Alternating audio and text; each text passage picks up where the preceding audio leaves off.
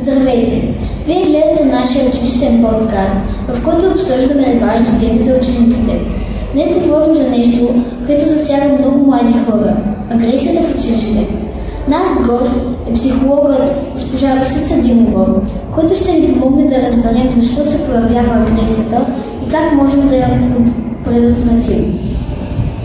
Госпожо, може да ви зададем няколко бързи въпроса? Да.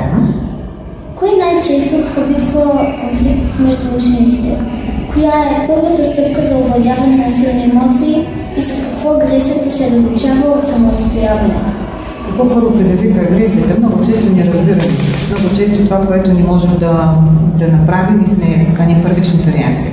Различаването от самоотстояването, ами когато нараняваш друг, самоотстояването не наранява другите хора. Тоест всъщност отстоява твоята позиция. Димова, откъде идва агресията? Какви са най-честите причини учениците да стават агресивни? Причината за агресията могат да бъдат много. Една от тях е самото семейство, когато има неразбирателство, когато в училище съответно има нещо, което детето бива неразбрано или невидяно или оценено. Но това са така, проявата може да бъде, както казах, и агресивна, може да бъде и свита. Така се прибира децата да се скрият за себе си. Как разпознаваме, че един ученик има нужда от помощ? Много често то се забелязва. Поведението на ученика винаги бива две насоки. Или се изолира, или започва да бъде агресивен, или да провокира по някакъв начин да бъде забелязан в поведението си. Какво е важно да правят учителите и родителите? Да се сътрудничат. Родителите и учителите трябва да се сътрудничат. Родителите просто трябва да питат и да бъдат активни спрямо учителите, да разберат какво е поведението на детето им. Как да създадем училище без агресия?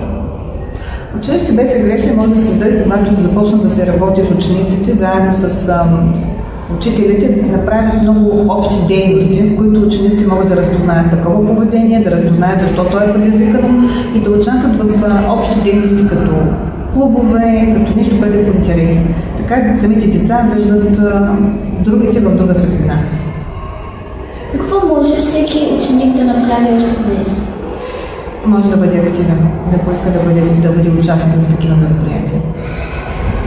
Благодарим на нашия гост, психолог госпожа Росица Димова. Важно е да помним, агресията не ни прави силна. Силни ни прави способността да се контролираме, да говорим и да разбираме другите.